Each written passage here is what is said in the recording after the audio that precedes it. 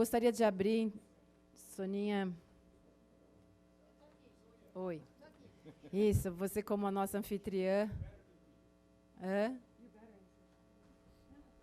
Como nossa anfitriã, eu sei que você tem bastante coisas para colocar, mas acho importante te passar a palavra, né? Hoje eu fiquei no primeiro fórum que eu estou aqui organizando, e vocês viram que eu sou bem desorganizada na mesa.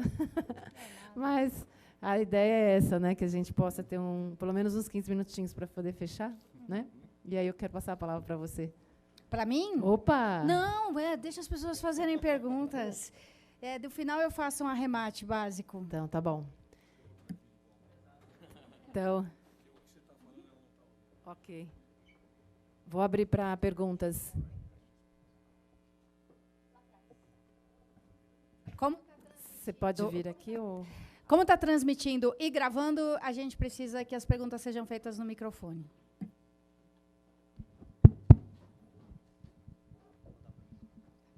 Olá, boa tarde. Bom, a tarde de hoje foi espetacular, queria agradecer. E foi assim muito produtivo, eu aprendi demais.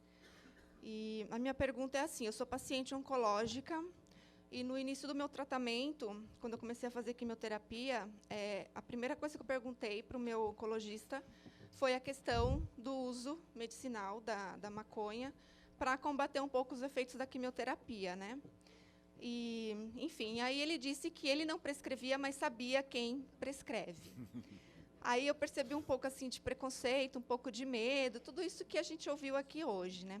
Mas a minha pergunta é assim: como que o tema, né, essa questão, está sendo tratado na academia e em faculdades de medicina para combater o preconceito entre os próprios médicos, inclusive para a gente, né, como paciente, se sentir mais à vontade em discutir isso com os médicos. Obrigada.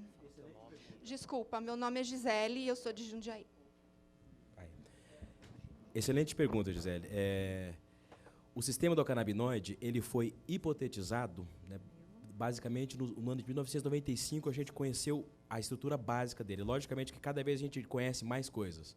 Ou seja, tem 25 anos, 24, 25 anos. A grande questão é o seguinte: só existe uma faculdade no Brasil, no momento, que tem no seu currículo falar sobre o sistema do canabinoide, tá? Que é um sistema não muito importante, uma vez que ele tem o maior número de receptores no corpo, mais do que receptor GABAérgico, glutamatérgico, serotoninérgico, noradrenérgico e outros da vida, é o que mais tem no corpo, e no cérebro principalmente. Então, é um absurdo as faculdades não ensinarem isso ainda aqui. E não é aqui, no mundo todo. Nos Estados Unidos, 90% das faculdades não tem nas grades curriculares. Eu estive lá em setembro e tive uma discussão da academia sobre como que eles fazem para poder ensinar isso. E o pior é que existe isso em livros da faculdade, livros de farmacologia, nos próprios livros de psiquiatria, os mais modernos, já tem sobre o sistema do canabinoide, só que isso não se ensina. Então, a primeira coisa é a gente poder ter a liberdade de ensinar sobre um sistema chamado sistema do canabinoide. Então, se não conhecerem isso, não tem como avançar mais do que isso. Porque quem fala que não existe maconha medicinal é que talvez não acredita nem que exista um sistema do canabinoide, que é a invenção de maconheiro, o sistema do canabinoide. Né? Então, a Faculdade da Paraíba, tá, eles vão começar ano que vem uma turma aberta para medicina, biomedicina e farmácia. A Kate Albuquerque, que é a idealizadora do projeto, ela diz que está recebendo inscrições de outros cursos, está tendo que extrapolar, porque outras pessoas do direito, inclusive, estão interessadas em fazer o curso sobre sistema do canabinoide. Né? Existe uma pós-graduação já que deve começar no próximo ano, também numa faculdade particular do Rio de Janeiro. E outras faculdades fazem informalmente. Eu sou professor da Universidade Federal de Roraima e há pelo menos 2 anos a gente já vem falando informalmente isso com os alunos também. Então, é muito pouco, é muito incipiente na academia, infelizmente. Então, o passo, antes de começar a falar sobre cannabis medicinal e falar sobre o sistema da canabinoide, é o ponto de partida. Porque senão ele vai ficar falando, mas aonde que age isso? A gente precisa falar o que é o sistema da cannabis primeiro. Só para complementar, acho que é importante que assim, os médicos não prescrevem porque ele tem medo, porque o Conselho Federal de Medicina ele só permite que psiquiatras e neurologistas, então eu e o Wilson são psiquiatras, né? E neurologistas e neurocirurgiões prescrevam só para crianças epiléticas até 18 anos. Então, os médicos, eles não têm essa liberdade. Os médicos que prescrevem, eles prescrevem usando um dispositivo da Anvisa que coloca como uso compassivo. E os médicos têm medo. Então, as pessoas que são, até eu brinco, né, a pessoa do lado de cá tem medo e não vai prescrever. Os outros não querem que a gente prescreva. E nós que estamos prescrevendo para todas as patologias graves. Então, são grupos mesmo de pessoas, e eu até brinco, eu falo que são os higienistas, né, mesmo do movimento manicomial, meu ato falho aqui tem a ver, são os mesmos que são contra a cannabis medicinal, né, e são os mesmos que não vão. E eu sempre dou o exemplo que eu perdi um emprego, porque eu falava muito de maconha medicinal num serviço da Prefeitura de São Paulo, aqui, recente, porque a cannabis não se pode falar, e a gente também não pode prescrever nenhuma medicação que não esteja no Sistema Único de Saúde. Então, o médico ele é conduzido a não prescrever, e se vocês forem lá no AC Camargo, nenhum médico vai dizer, né? Porque ele é proibido de falar, de prescrever, então, nem se fala. Então, ele perde o emprego mesmo. Então, nós precisamos vencer o medo. Eu queria só complementar com uma observação, que eu acho que é muito importante que a gente tenha em mente que o tempo deve dar as respostas. A gente está num movimento que não tem volta. É inevitável que os médicos atentem para a necessidade de se atualizar, de ter conhecimento. Por outro lado, eu acho que o movimento da formação médica necessariamente já está até sofrendo, mas vai sofrer ainda mais modificações. Quero lembrar aqui que, em maio desse ano, uma das maiores sociedades médicas de especialidade, a Sociedade Americana de Dor, decretou a falência. E todos sabemos que era uma sociedade médica patrocinada pela indústria dos opioides. Porque nós vemos, segundo informação da ONU, 30 mil óbitos nos Estados Unidos por uso prescrito de opioides. E a gente está aqui preocupado em defender a maconha, que tem 0 óbitos registrados no mundo pelo seu uso prescrito ou não. Então, é por aí, é questão de tempo. Uma sociedade médica inacreditavelmente decretou a falência por uma crise de abuso, na verdade, de opioides, porque a gente sabe da utilidade dos opioides quando bem utilizados, e com isso ninguém estava preocupado. Mas a mesma força do movimento que faz com que as coisas se imponham, que é o movimento do dinheiro, fez com que essa mesma sociedade decretasse falência. Então, vamos assistir o movimento natural, porque a planta, acima de tudo, é poderosa, né? Mais alguma questão? São tantas, né? Você pode vir? De novo, tem que ligar o bagaço. Então, mas a gente pode falar o nome do hospital onde os médicos não receitam? Pode falar? Claro. Pode falar, Soninha? A Soninha até conhece mais o caso do que eu. E aí eu conversei com a mãe da criança, e no hospital onde a criança está se tratando, os médicos não aceitam a receitar, né? E eu perguntei para ela, que eu conheci pessoalmente o caso ontem ou antes de ontem. A Soninha já sabe também o que é, já sabe há mais tempo até. E aí eu falei para ela sobre o uso do cannabis, né? A criança tem acho que 3 anos.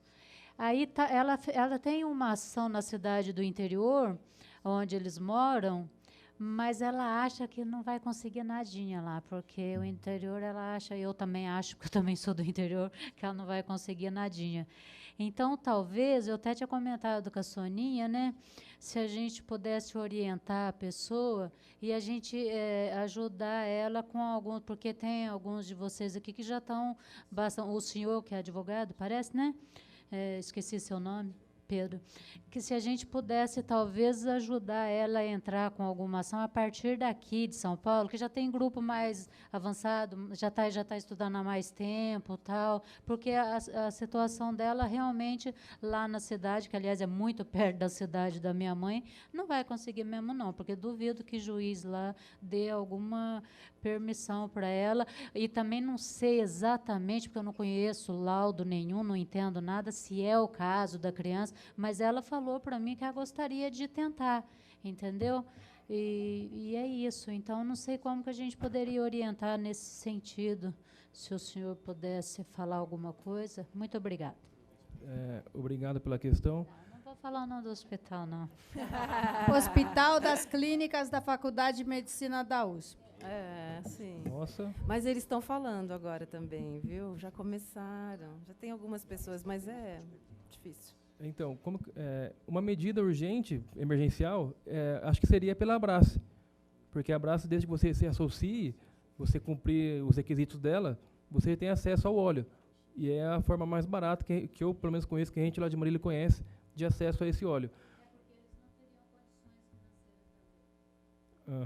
financeiras também. Entendi. Mas antes da Abrace, ela precisa da receita médica. Então, aí E tem pelo que ter SUS realmente é médico. difícil, né? Você foi num hospital que algumas pessoas não prescrevem, mas conhecemos pessoas que podem avaliar o caso dela e prescrever se for o caso.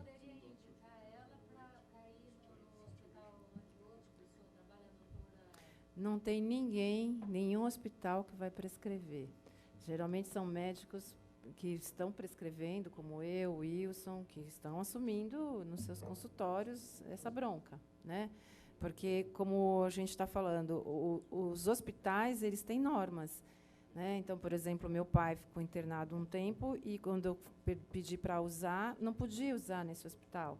No mesmo hospital que, por exemplo, a Maria Antônia usou. Então, depende muito de médico para médico, de equipe para equipe, não tem uma norma. E se você quiser fazer o uso, você tem que entrar na justiça. Então, é uma briga mesmo difícil. Então, se a família não tem consciência, a família não tem dinheiro, se ela não tem ativismo, ela não vai conseguir nada. Né? As famílias que conseguiram foram famílias que plantaram escondido e depois conseguiram mudar isso. Ninguém ficou esperando, né, vir o remédio do Estado, até porque o Estado não facilita, né? Ele tem 200 pessoas lá que ele cumpre, que ele dá, mas porque ele tem uma determinação judicial. E eu conheço pacientes que têm determinação judicial e também não levaram ainda, né? Por isso que eu acho que o caminho é o ativismo, o caminho é a gente pegar a receita e entrar na justiça. Quem não tem dinheiro, pega o atestado de pobreza e vai na Defensoria Pública, né? Então, a gente tem que começar a provocar a Defensoria para que ela haja, para que a gente crie uma jurisprudência, para que outras pessoas entrem, porque a gente vai ter que ter muitos habeas corpus. Nós só temos 51 no Brasil, nós temos 250 milhões de habitantes, nós temos 40 milhões de possíveis pessoas que poderiam se beneficiar. Então, eles só estão nos enxergando 40 milhões mais 0,000, 40 bilhões de reais. É isso que as pessoas estão enxergando. Então, elas só vão dar saída para nós quanto mercadoria.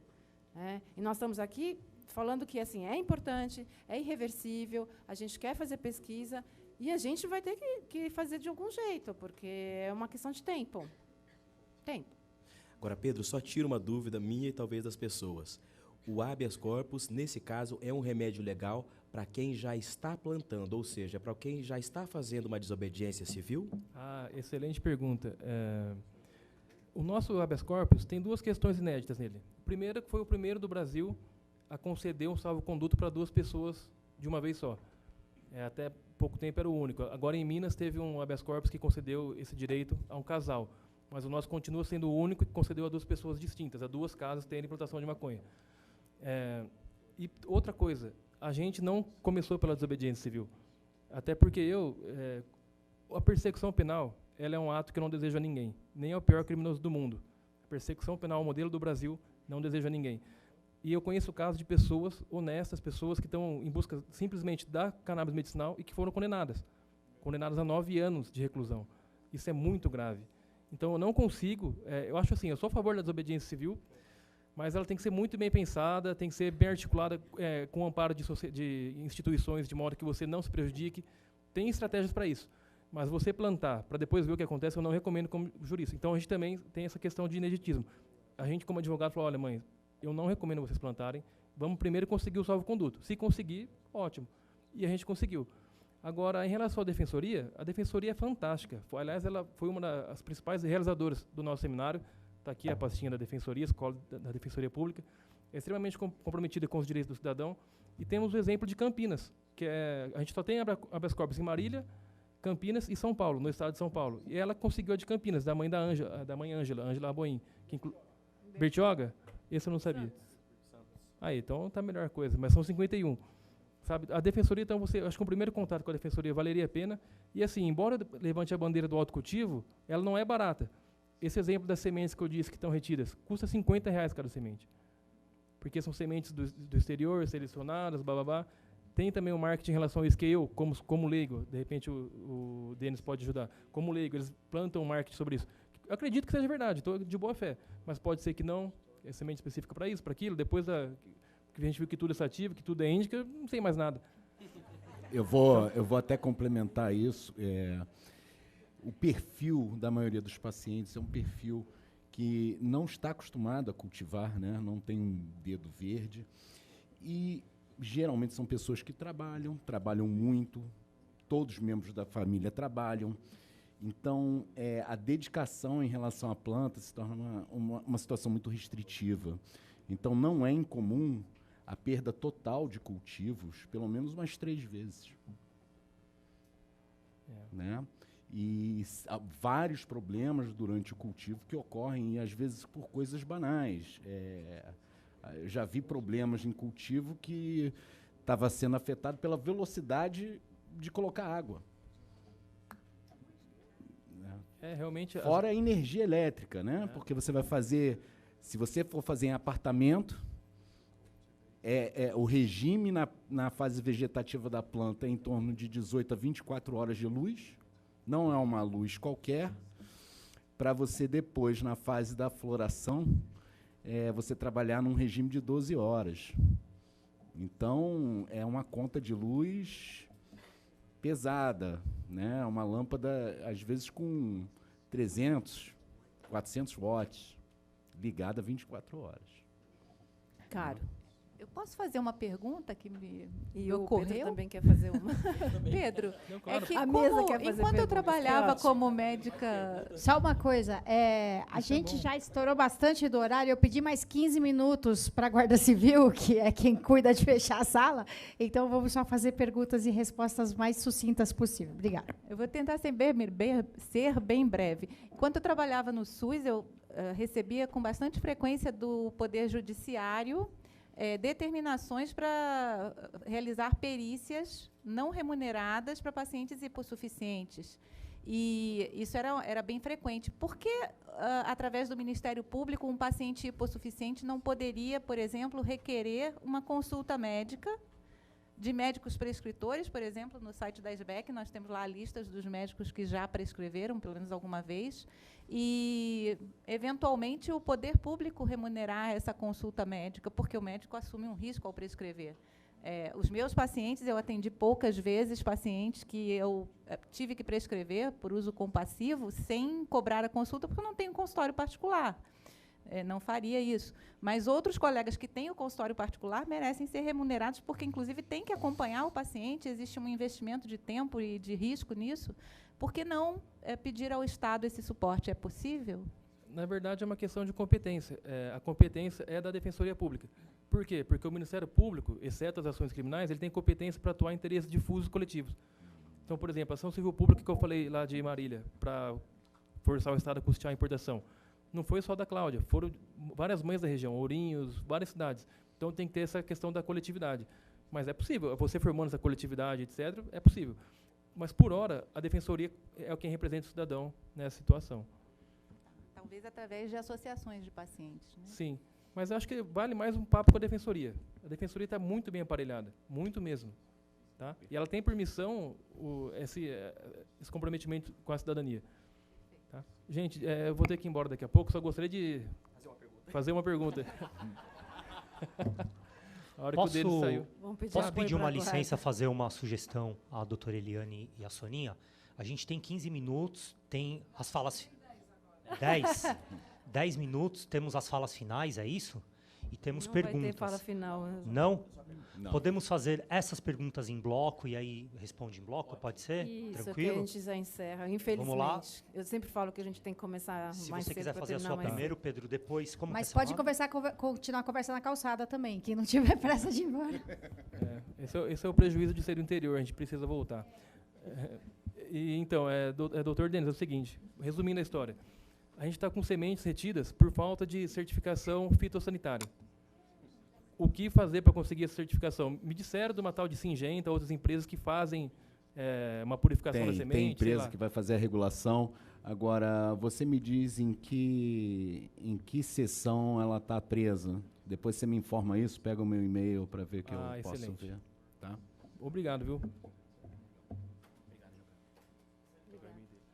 Deixa eu só pegar o e-mail dele. Bom retorno, gente, Marília. Obrigado, viu?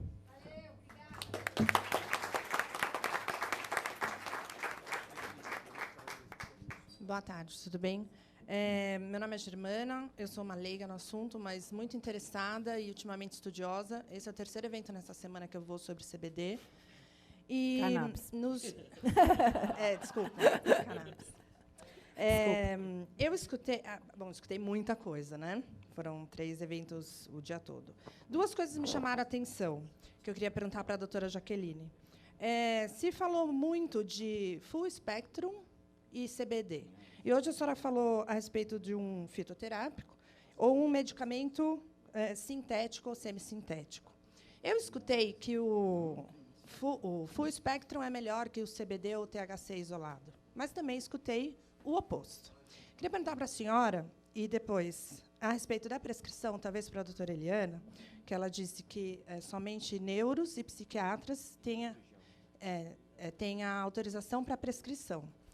Eu escutei ontem, num outro evento, que todos os outros médicos podem prescrever, desde que não fosse para epilepsia, e que, inclusive, dentistas. Bom, a minha pergunta é, diante de tanta informação que a gente está recebendo, é um assunto que está atualmente sendo bombardeado, só esse evento, que eu saberia, seria o 5º evento, mas eu só fui em 3, onde que tem uma fonte que a gente possa ter documentado? Porque eu posso chegar e falar, o full spectrum é melhor. Amanhã vem outra pessoa e fala, não, é o THC isolado que é melhor. Onde a gente tem uma fonte para falar, não, olha, aqui diz, comprovado, que ou full spectrum, ou CBD, ou THC, e aqui diz, esse médico pode prescrever ou não, e para que patologia? Obrigada. Vamos fazer todas para a gente poder responder juntos. responder Depois, tá? junto. Fazer todas as perguntas, depois responde, tá? Tá. Responder todas as perguntas. Boa tarde, meu nome é Edward. Eu moro em Salvador. Eu tenho um amigo que teve um AVC e ele usou um óleo que foi trazido da Inglaterra, que foi muito bom. Daí ele passou a usar uma coisa que estava disponível aí no mercado ilícito, não é? Que não teve o mesmo efeito. Eu acho que ele estaria interessado em uma coisa mais militante, mais ativista, e gostaria de saber aonde ele poderia encontrar uma lista de médicos que pudessem prescrever. Alguém Obrigada, mais? Amor. Eu quero fazer uma última... Vai? Desculpa. Boa tarde. Meu nome é Rosenilda. Eu sou paciente oncológica. Descobri a cannabis, as informações da cannabis para o tratamento há uma semana.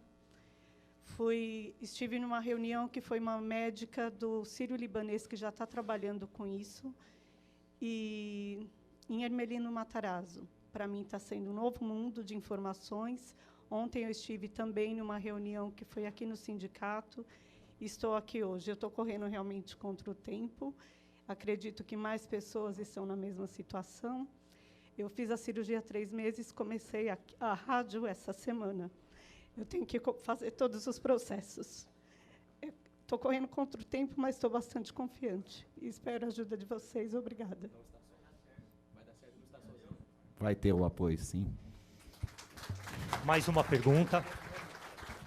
Boa tarde, parabéns pelo evento. Eu sou paciente de dor crônica já há 10 anos e eu queria saber se vocês têm algum histórico de tratamento de adultos com dor crônica. Hoje, por exemplo, eu tomo 7 tipos de medicações para controle de dor, fora o tratamento com opioides de 8 em 8 horas para controle de dor também. É Francine, eu sou de Jundiaí.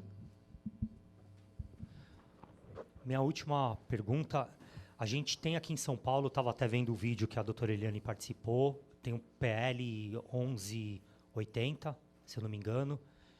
Vou falar a autoria, que eu acho justo, do Caio França, que prega a liberação de medicamentos à base de cannabis pelo SUS aqui no estado de São Paulo.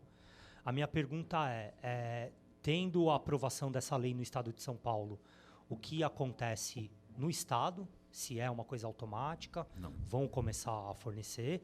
Para o Brasil, como que vai ser isso? E caso a Anvisa não libere na reunião da diretoria colegiada, quais os procedimentos, se a lei que está sendo discutida na comissão especial que o deputado Paulo Teixeira ele preside, essa lei sendo aprovada, quais as consequências dessa lei em termos de comercialização de produtos à base de cannabis? Eu sou o Leandro, estava ajudando na organização do evento aí. Obrigado. Obrigado, Leandro. Bom, lista de médicos prescritores tem várias, né? Na PEP tem uma. Nós começamos a fazer a nossa na SBEC com poucos médicos, porque a gente está perguntando se eles querem divulgar. Porque nessa lista da PEP tem muitos médicos que as pessoas vão lá e eles prescreveram uma vez na vida. Ela foi construída por pacientes. Então, o paciente pegou uma prescrição e ele fala, este médico prescreve. Só que o médico já pode ter mudado de opinião. Esse médico pode ter prescrito para alguém da família. Então, alguém contou de um médico da família. Então, assim, essas listas estão muito furadas, né? Então, a minha sugestão é, se vocês olharem essas listas, vocês vão lá, ligam para o consultório e perguntam se o profissional vai atender ou não, para vocês não pagarem uma consulta e chegarem lá e não terem a prescrição. Todos os médicos podem prescrever desde que eles queiram, mas eles têm que pensar o seguinte, eu tenho que comprovar que esse paciente tem necessidade, ou seja, o paciente está morrendo, o paciente já testou tudo, e eu vou assumir a bronca, porque eu tenho que assinar um termo. Médico nenhum tem que assinar termo, né? Assim, para medicação nenhuma, nem para o Mevatil, que também é THC e CBD, só para o CBD no Brasil.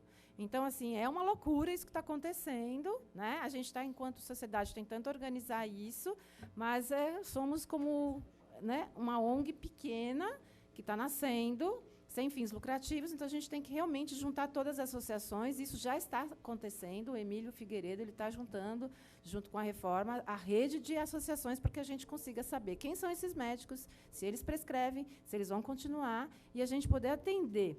Quanto à PL, a PL é um projeto de lei, eu acho que ela não vai aprovar aqui no estado de São Paulo, mas, né, até porque a Secretaria de Saúde vai mexer aí os pauzinhos para não bancar. Mas é uma aposta, a gente está apoiando. Só respondendo uma pergunta que você fez, que eu achei muito importante, que acontece? Existe uma dissonância. O CFM ele tem uma posição. Então, o CFM, na sua resolução de 2014, que tem 5 anos a resolução, e muita coisa aconteceu nesse meio tempo, inclusive a RDC 17 da Anvisa, inclusive o Mevatil entrando no Brasil em 2017. Então, é uma resolução falha e atrasada. Tá? Então, o CFM está atrasado em sua resolução. Então, qualquer profissional de saúde, a Anvisa diz isso, tá? E estou esquecendo a questão médica, a Anvisa diz isso, qualquer profissional de saúde habilitado poderia prescrever o medicamento à base de cannabis, desde que esteja dentro do critério de uso compassivo. Tá? Então, outra coisa, a questão do uso off-label, como a gente diz. Existem N medicações que os médicos prescrevem off-label. O que significa isso? Que não tem aqueles estudos bem confirmatórios, mas que o médico se dá o risco, porque existem algumas evidências observacionais que aquilo pode funcionar. Então, um exemplo clássico que está acontecendo no momento é o uso de um anestésico, que vocês devem saber, a ketamina, para uso de resgate de pacientes com depressão grave com ideação suicida. Não tem estudo sobre isso, mas os médicos estão fazendo. É off-label. É quase como a situação da cannabis. Mas aí pode, porque é um fármaco de uma farmácia que está ganhando muito dinheiro com isso. Tá? E existe a questão do desvio também. Quando a gente fala de desvio, a medicação conhecida, a Ritalina, tem pessoas que fazem o uso da Ritalina para outra finalidade que não é finalidade médica.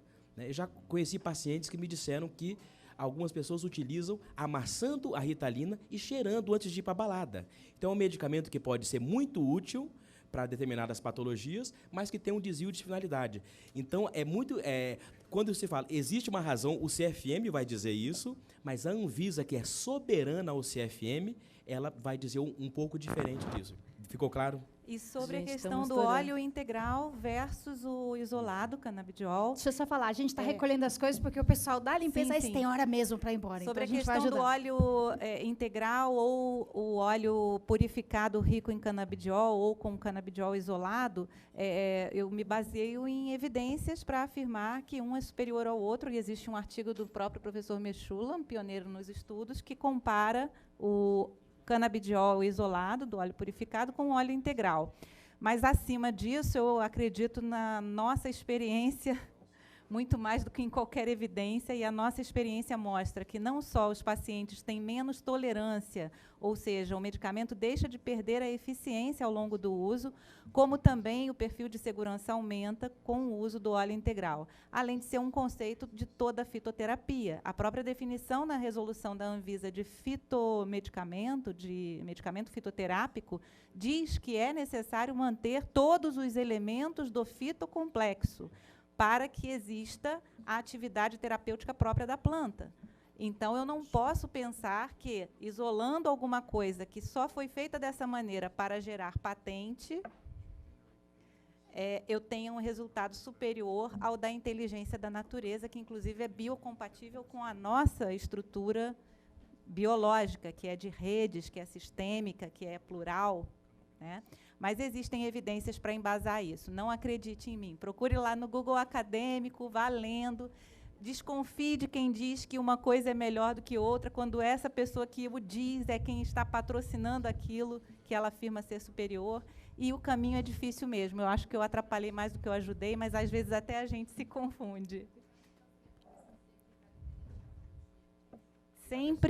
Sempre individualizar o tratamento. Para algumas pessoas, o THC pode ser muito ruim. Para outras, o CBD pode ser muito ruim. Para a maioria, um equilíbrio que pode variar em proporções entre esses elementos. Além dos vários outros, você viu aqui que não existem só esses protagonistas, existe toda uma constelação de elementos farmacológicos. Para a maioria das pessoas, o equilíbrio entre todos esses é o que é mais benéfico, em diferentes proporções, e isso é determinado individualmente, caso a caso.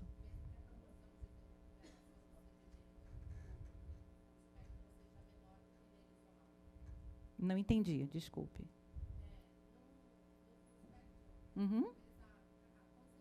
Ah, sim, isso também está descrito em artigo científico. Você precisa de menor quantidade para o mesmo efeito quando você trabalha com o óleo integral em relação aos isolados, porque os isolados, inclusive a nossa biologia, não reconhece aquilo como algo natural, porque não é. Tem uma intervenção ali, né, no que é disponível e biocompatível. Tá? Mas é importante lembrar que no Brasil, a permissão legal dos óleos full spectrum, digo de importação, eles, por lei, é 0,3% no máximo de THC. Tá? Então, quando fala full spectrum, é de uma planta que tem todos os fitocomponentes, flavonoides e terpenos, principalmente quando faz uma extração do CO2 supercrítico, só que aí acaba sendo com menos 0,3% de THC. Tá? Então, quando fala full spectrum no Brasil, você está falando de todos os fitocannabinoides, mas o THC vai ter necessariamente menos que 0,3%. Isso do que é legalizado, mas a gente sabe que as associações de pacientes estão incentivando o autocultivo exatamente para possibilitar que você tenha acesso à inteligência do fitocomplexo e não fique restrita a essas leis que ainda estão bastante, vamos dizer assim, retrógradas.